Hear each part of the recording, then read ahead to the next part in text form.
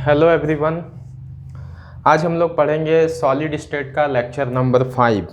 पिछले क्लास में हम लोग पढ़े थे सॉलिड स्टेट का लेक्चर 4, जिसमें हमने बताया था पैकिंग एफिशिएंसी के बारे में। Body centred cubic unit cell, simple cubic unit cell और एफसीसी मतलब face centred cubic unit cell का हमने पैकिंग एफिशिएंसी बताया था। उसी में एक चीज़ और हम बताए थे, वही जब पैकिंग एफिशिएंसी हम पढ़ा रहे थे उस समय ये टॉपिक को भी हमने डिस्कस किया था, लेकिन फिर से हम अलग से इसको हम बता रहे हैं। वो था रिलेशनशिप बिटवीन एज लेंथ, जिसको ए बोलते थे, और एटॉमिक रेडियस। ये दोनों के बीच में हम लोग रिलेशन पढ़ चुके थे पैकिंग एफिशिएंसी के समय। क्या पढ़े थे देखो, तो सिंपल क्यूबिक यूनिट सेल जब था, for simple cubic unit cell, उसमें पढ़े थे R is equal to A/2, ये पढ़े थे हम लोग। दूसरा फॉर एफसीसी हमने पढ़ा था R is equal to A/2√2, and for BCC R is equal to √3/4A। Direct exam में ऑब्जेक्टिव सवाल में आता है what is the relationship between edge length and radius for BCC, for FCC और for simple cube. कुछ भी हो सकता है, कुछ भी आ सकता है ना। और इससे रिलेटेड एक सवाल तो डायरेक्ट ऑब्जेक्टिव आएगा कि दोनों के बीच में रिलेशन क्या है, 1 मार्क्स का क्वेश्चन। और कभी कभी 3 मार्क्स का क्वेश्चन में क्या होगा, एफसीसी यूनिट सेल का ही अगर बात करें तो एज लेंथ दिया हुआ रहेगा, तुमको बोलेगा what is the atomic radius for FCC unit cell. पहले लिखो, फिर हम लोग इसका न्यूमेरिकल पे आते हैं। जैसे ये सवाल है हमारा, aluminium crystallise in FCC lattice. देखो यहाँ दे दिया है एफसीसी लैटिस में क्रिस्टलाइज है एल्युमिनियम मेटल, और उसके बाद बोला atomic radius of aluminium metal is 125 picometre, calculate the edge length. हम लोग पढ़े हैं कि एफसीसी के लिए हम लोग को पता है R is equal to A/2√2 होता है। ये हम अभी पढ़ चुके हैं, पिछले क्लास भी पढ़े थे।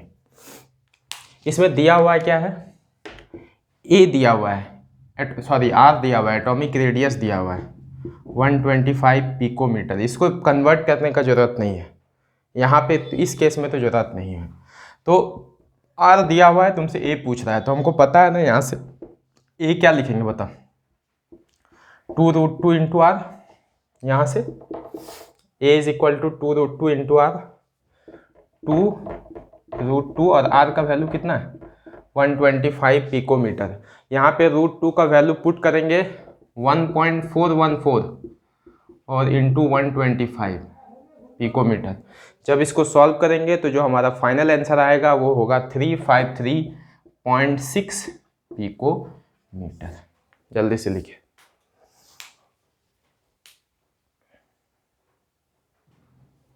नेक्स्ट क्वेश्चन है, पूछा है, बोला है silver crystallise in FCC lattice. फिर से वही है जिसमें साइड दे दिया है इस बार। पिछला बार क्या था, रेडियस दिया हुआ था, साइड पूछ रहा था। यहाँ पे साइड दिया हुआ है, मीन्स ए दे दिया है, एज लेंथ दे दिया है 409 पिकोमीटर। तुमसे पूछ रहा what is the radius of the silver atom. और किसमें क्रिस्टलाइज है, एफसीसी में, और एफसीसी के लिए हमको पता है रेडियस इज इक्वल टू होता है A/2√2। इसमें फॉर्मूला में पुट करेंगे तो R इज इक्वल टू क्या होगा, A का वैल्यू दिया हुआ है 409, 2 इंटू √2 का वैल्यू 1.414। जब इन दोनों को सॉल्व करेंगे तो फाइनल आंसर आएगा 144.6 पिकोमीटर। तो बहुत सिंपल सा सवाल। अगर एफसीसी की जगह बीसीसी रहेगा तो R is equal to √3/4A put करेंगे, और उसी बेसिस पे इस टाइप के सवाल बनते हैं। जल्दी से लिखें। Next and most important topic exam point of view से अगर देखा जाए तो मैक्सिमम सवाल जैक बोर्ड में या सीबीएसई हो, कभी भी मैक्सिमम जो सवाल होते हैं वो डेंसिटी ऑफ यूनिट सेल से पूछा जाता है। और इसके बाद एक लास्ट टॉपिक बचेगा, उससे भी पढ़ना है, उससे भी आता है एग्ज़ाम में। तो मैक्सिमम सवाल तुम्हारा मैक्सिमम ईयर देखा गया है डेंसिटी ऑफ यूनिट सेल से सवाल आते हैं। इसीलिए इस टॉपिक को थोड़ा अच्छे से पढ़ना है। डेंसिटी को रो से रिप्रेजेंट करते हैं, ठीक है। हम लोग को पता है डेंसिटी, फिजिक्स में पढ़ते थे हम लोग, 9-10 से पढ़ते आ रहे हैं कि डेंसिटी इज इक्वल टू होता है मास बाय वॉल्यूम। तो mass of unit cell by volume of unit cell. और ये हम लोग को शुरुआत से जान रहे हैं कि जो भी हम लोग यूनिट सेल पढ़ रहे हैं वो 12th क्लास में क्यूबिक यूनिट सेल पढ़ रहे हैं। तो अगर हम इस क्यूबिक यूनिट सेल का वॉल्यूम का बात करें तो वॉल्यूम इसका तो ए क्यूब होगा। तो मतलब ये हमको पहले से पता है, volume of unit cell A cube है।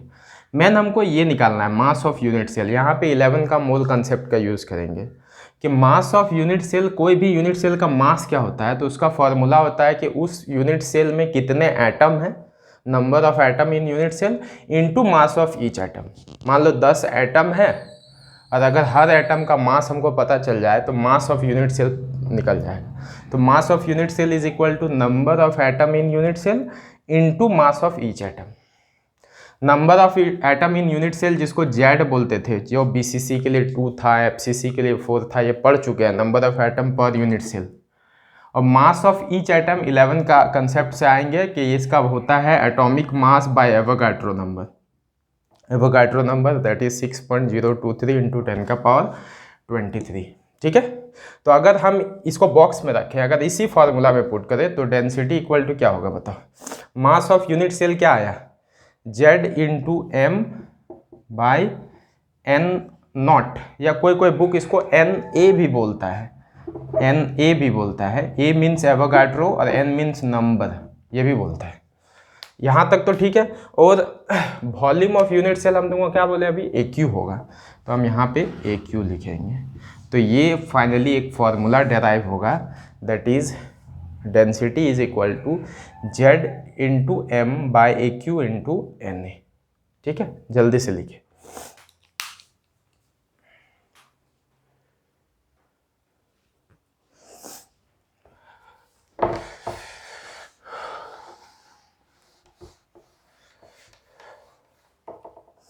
तो डेंसिटी का हमने फॉर्मूला डेराइव किया, Z into M by A cube into N A. जहाँ पे क्या क्या है ये सब हम लिख देते हैं।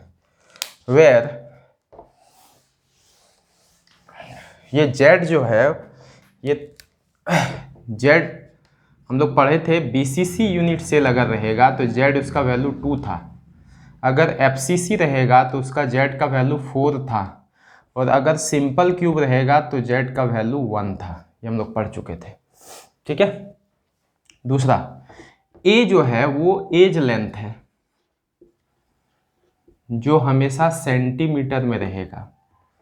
ठीक है, हमेशा उसको सेंटीमीटर में कन्वर्ट कर देना, चाहे वो पिकोमीटर में रहे, नैनोमीटर में रहे, किसी में भी रहे। ऐसा सेंटीमीटर में क्यों, क्योंकि जो डेंसिटी का यूनिट है, रो जो है वो डेंसिटी है, इसका जो यूनिट है वो ग्राम पर सेंटीमीटर क्यूब होता है।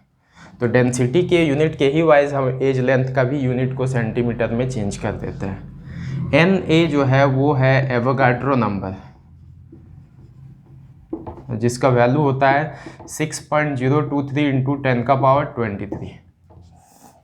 और एम जो है वो मोलर मास है, और एटॉमिक मास जो बोल सकते हो, मोलर मास जिसका यूनिट होता है ग्राम पर मोल। ये 4 चीज़ को याद रखना है, हमेशा यूनिट को डेंसिटी के फॉर्म में चेंज करना है। डेंसिटी ग्राम पर सेंटीमीटर क्यूब में रहता है, उसी के बेसिस पे हमको सारा चेंज कर लेना होगा। जल्दी से लिखें।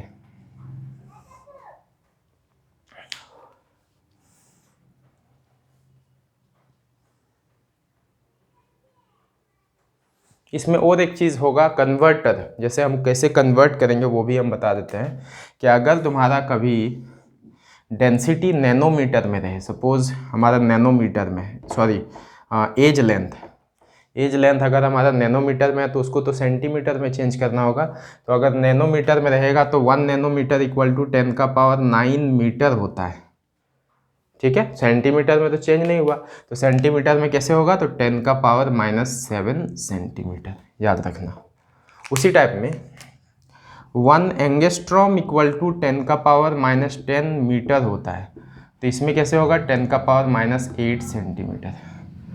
उसी टाइप में 1 पिकोमीटर इक्वल टू होता है 10 का पावर -12 मीटर, सेंटीमीटर में कैसे होगा, 10 का पावर -10 सेंटीमीटर। तो जब भी एज लेंथ चाहे नैनोमीटर में हो, एंगस्ट्रॉम में हो या पिकोमीटर में हो, हमेशा उसको सेंटीमीटर में बदल देना अगर डेंसिटी तुमसे पूछा जाए तो। ठीक है, जल्दी से लिखें।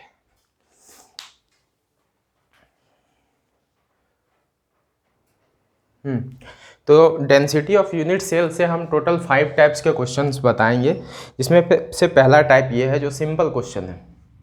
बोलता है कि सिल्वर एफसीसी लैटिस में क्रिस्टलाइज है, और एक चीज़ याद रखना, FCC is equivalent to CCP, cubic close packing, है ना, दोनों लगभग इक्विवेलेंट होते हैं।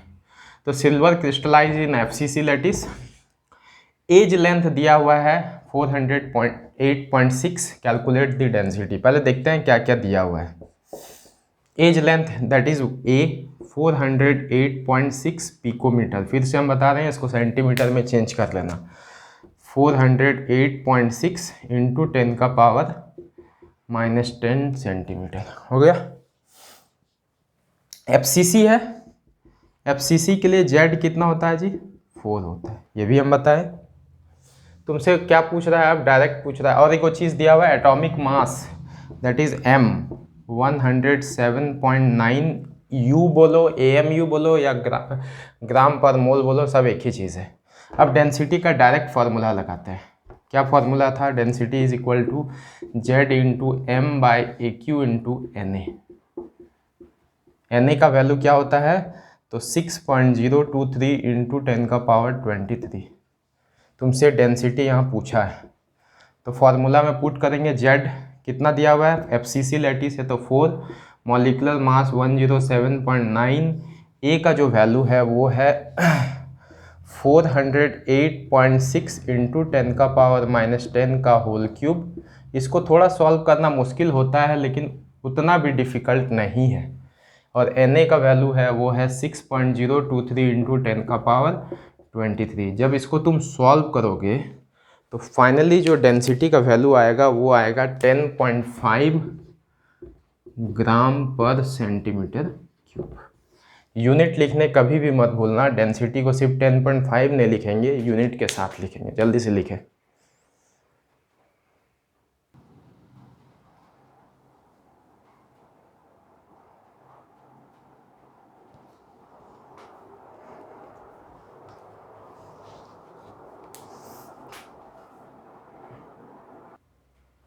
नेक्स्ट जो सवाल है दैट इज टाइप 2, उसी टाइप का है, बस थोड़ा एज लेंथ के जगह रेडियस दिया हुआ रहेगा। तो लिखा हुआ है copper crystallise with FCC lattice. FCC BCC से कोई खास फर्क नहीं पड़ता, जेड का वैल्यू के लिए होता है एफसीसी बीसीसी ये सब। जैसे एफसीसी रहेगा तो जेड का वैल्यू 4 होगा, अगर बीसीसी रहेगा तो जेड का वैल्यू 2 रहेगा, अगर सिंपल क्यूब रहेगा तो जेड का वैल्यू 1 रहेगा, बस उसी में फ़र्क होता है। यहाँ पे पूछा है क्या, रेडियस दिया हुआ है, रेडियस दे दिया है 127.8 पिकोमीटर। पहले ही डायरेक्ट सेंटीमीटर में चेंज कर देते हैं, क्योंकि हमको डेंसिटी में सारा कुछ सेंटीमीटर में चाहिए। तो 127.8 इंटू 10 का पावर -10 सेंटीमीटर। तो तुमको पूछ दिया है डेंसिटी, तो डेंसिटी के लिए हमको ए चाहिए, दैट इज़ एज लेंथ। यहाँ तो एज लेंथ कहीं नहीं दिया हुआ है जी, तो हम यहाँ पे यूज़ करेंगे, क्योंकि ये एफसीसी क्रिस्टलाइज है, इसीलिए हम लोग जानते हैं एफसीसी के लिए R इज इक्वल टू होता है A/2√2। तो A क्या लिखेंगे, 2√2 इंटू R, मतलब 2√2 का वैल्यू होता है 1.414 और R का वैल्यू है 127.8 इंटू 10 का पावर -10 सेंटीमीटर। पहले हमारा A निकल गया। अगर हम यहाँ से चाहे तो हम डायरेक्ट इसको AQ में भी बदल सकते हैं, क्योंकि हम लोग का यूज़ करना है AQ में। तो या तो यहीं पे रहने दो या यहीं पे हम AQ में लिखेंगे। तो 2 इंटू 1.414 इंटू 127.8 इंटू 10 का पावर -10 होल क्यूब। तो जब हम यहाँ पे AQ का वैल्यू निकालेंगे तो आएगा 4.7 इंटू 10 का पावर -23 सेंटीमीटर क्यूब। तो बहुत लोग अलग अलग भी करते हैं, A निकाल के यहाँ पे कैलकुलेट करोगे, बाद में वही AQ करना ही होगा, इसीलिए हम ऐसा करते हैं डायरेक्ट। तो यहाँ से AQ का वैल्यू हमारा निकल गया। अब हमारे पास डेंसिटी का फॉर्मूला है, density is equal to Z into M by AQ into NA। अब बताओ जेड कितना दिया हुआ है जी, इसका जेड दिया हुआ है, एफसीसी क्रिस्टल्स है, एफसीसी के लिए जेड होता है 4। तो क्या होगा देखो, लिखते हैं जेड है 4 इंटू एम देखो दिया हुआ है 63.5, ए क्यू का वैल्यू कितना है 4.7 इंटू 10⁻⁻27 और एन एवोगाड्रो नंबर जिसका वैल्यू होता है 6.023 इंटू 10⁻23। तो जब हम इसको सॉल्व करेंगे तो फाइनल आंसर आएगा 8.9 ग्राम पर सेंटीमीटर क्यूब। वीडियो को पॉज करके ये न्यूमेरिकल लिख लें।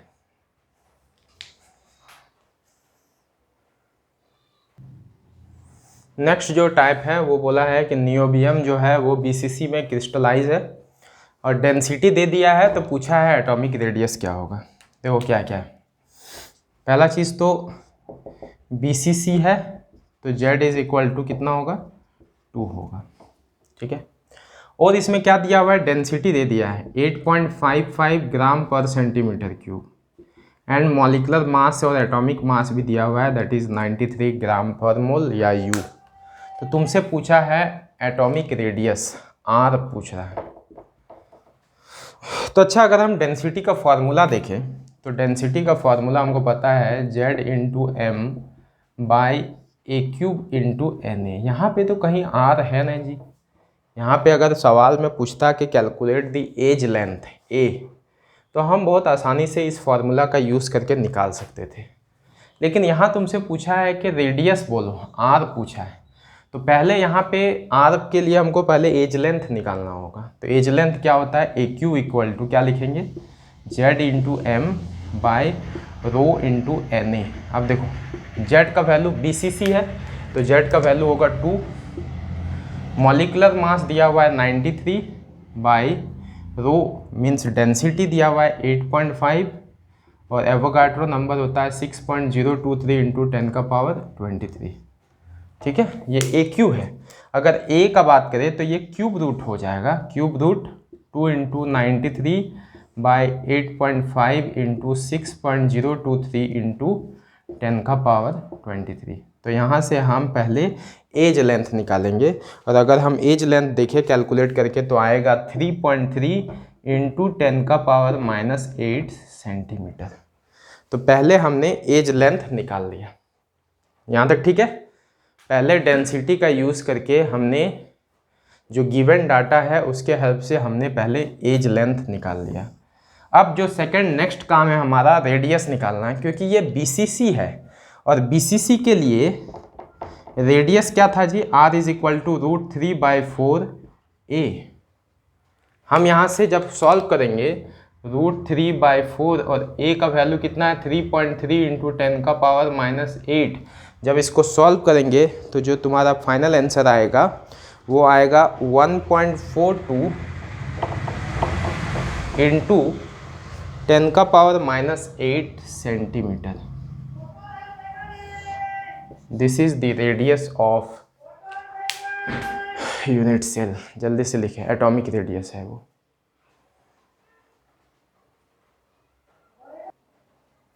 नेक्स्ट जो सवाल है कि एक एलिमेंट है जिसका एटॉमिक मास दे दिया है 93 ग्राम पर मोल। तो यहाँ पे दिया क्या क्या हुआ है पहले वो लिखते हैं। गिवन डाटा 93 ग्राम पर मोल दिया हुआ है एटॉमिक मास और डेंसिटी भी दे दिया है 11.5 ग्राम सेंटीमीटर क्यूब। उसके बाद एज लेंथ दिया हुआ है, एज लेंथ 300 पिकोमीटर, 300 पिकोमीटर जिसको सेंटीमीटर में बदलेंगे तो 300 इंटू 10⁻⁻10 सेंटीमीटर, ये भी दिया हुआ है। तो पूछ क्या रहा है तुमसे, एवोगाड्रो नंबर हम लोग को पता है 6.023 इंटू 10⁻23। पूछ रहा है identify the type of unit cell, means तुमसे जेड पूछ रहा है टाइप ऑफ यूनिट सेल में। तो हमको पता है डेंसिटी इक्वल टू होता है Z into M by A cube into N A. अगर हम जेड का वैल्यू निकालें या जेड डायरेक्ट पुट करते हैं, डेंसिटी दिया हुआ है 11.5, जेड हमसे पूछ रहा है, मॉलिकुलर मास दिया हुआ है 93, ए क्यूब कितना दिया हुआ है 300 इंटू 10⁻⁻10 का होल क्यूब और एवोगाड्रो नंबर दिया हुआ है 6.023 इंटू 10⁻23। तो जब हम यहाँ से z का वैल्यू सॉल्व करते हैं तो लगभग 2 आएगा या 1.9 के करीब आएगा, ठीक है। तो z का वैल्यू 2 आया मतलब वो यूनिट सेल क्या होगा, BCC होगा, FCC होगा या सिंपल क्यूब होगा। तो 2 के लिए BCC होता है, so it is A BCC unit cell. Identify the unit cell पूछता है तो उसका यही जवाब होगा, ठीक है। तो ये हुआ थर्ड टाइप का क्वेश्चन। फोर्थ टाइप का क्वेश्चन में क्या रहेगा, देखो टाइप्स बदलने से कुछ वैसा नहीं होगा। मास दिया हुआ रहेगा, डेंसिटी दिया हुआ रहेगा, एज लेंथ भी दिया हुआ रहेगा और जेड भी दिया हुआ रहेगा। तुमसे पूछेगा एवोगाड्रो नंबर बताओ। फोर्थ टाइप में ये हो गया। फिफ्थ टाइप का क्वेश्चन में मॉलिक्यूलर मास पूछ देगा तुमसे, बाकी सब डाटा दिया हुआ रहेगा, ये रहेगा, ये और ये, तो ये मॉलिक्यूलर मास पूछ देगा। आज के क्लास का जो भी हम पढ़ाएं न्यूमेरिकल, उसका जितना भी प्रीवियस ईयर क्वेश्चन आया है हम उसको डिस्क्रिप्शन बॉक्स में लिंक दे देंगे। तुम लोग वहाँ से देख के उसको देख के वहाँ से बनाओ, उसका सॉल्यूशन भी हम दे देंगे। फिर कोई डाउट होगा तो फिर बोलना हमको। तो सारे टाइप का क्वेश्चन लगभग आज सॉल्व हो गया।